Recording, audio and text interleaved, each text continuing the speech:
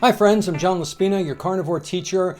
I've talked about our HbA1C a lot in many other videos. I'm going to talk about our HbA1C again from a different angle. What is hemoglobin A1C? We have white blood cells, red blood cells, and platelets in our blood. The red blood cells carry oxygen. And they also carry iron, but oxygen is their main function, and it deposits as the blood is traveling to the veins, the arteries, the capillaries, all to your extremities, to your fingers, to your toes, to your nose. It's depositing and exchanging oxygen.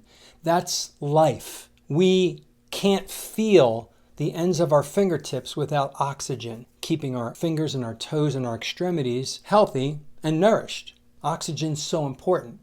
When we eat a lot of sugar or starch, which turns into sugar, we raise our hemoglobin A1C, the hemoglobin on the red blood cell. The sugar glycates onto that, and the hemoglobin lives about 90 to 120 days. 3 months or a little bit more than 3 months on average for every human being. And the more that sugar glycates onto the hemoglobin, the higher your A1C number. And if you have a lot of glycation of glucose onto the hemoglobin of your red blood cells, then the red blood cells have less oxygen.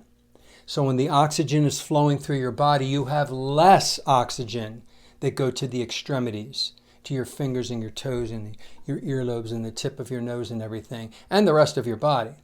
This is why lowering your A1C by reducing carbohydrates, starch, and sugar is extremely healthy for your body because it increases the oxygen level flowing through the blood. Isn't that interesting?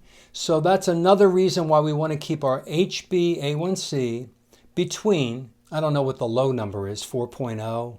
I don't know anybody in the 3s, but in the 4s, all the way up to 5.6 or 5.7. When you reach a hemoglobin A1C higher than 5.7, you have insulin resistance. You've got a lot of sugar glycating onto the hemoglobin of those red blood cells, and that means you have less oxygen flowing in your blood, which means it's feeding your body less oxygen. Now, type 2 diabetes, if they let it go for a long time and they don't get their blood sugar in check, you know what happens? It could happen to type 1 diabetics too.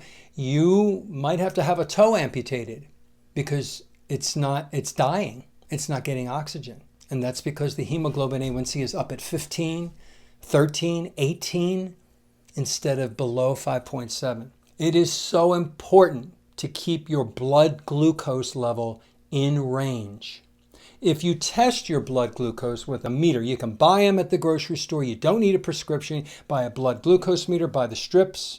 You prick your finger, you let the strip draw the blood in, and the meter tells you your number. And you do it while you're fasted. And in the moment, you want to have a blood sugar level no greater than 100 if you're in a fasted state. And it can go down to, some people can go down to about 50.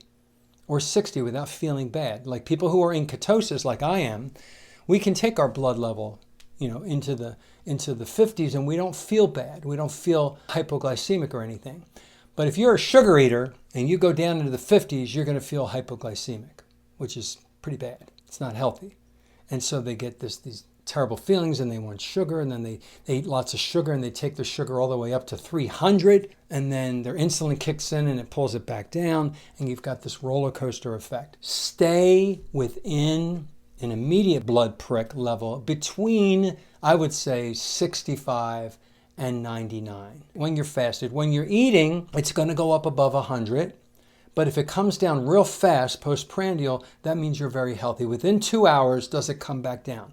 That's a good metabolic state. Ending the video, I talk about blood glucose, hemoglobin A1C. Keep it as low as possible in a healthy range. You'll have more oxygen flowing through your blood because the sugar is not glycating onto the hemoglobin of your A1C as much, depriving the oxygen, which then flows to your extremities. I don't know, that was a little technical. I'm not a doctor. But that's my understanding of it. I get excited when I learn these new things. I knew a lot about A1C and what it meant and how to measure it, and I didn't realize about the oxygen level, so I wanted to add that little bit to this particular video on HbA1C. Smash the thumbs up if you like my video, and subscribe to my channel if you want to, and share it if you're really motivated to tell other people about this really cool topic of HbA1C, numbers, and oxygen. And have a great day.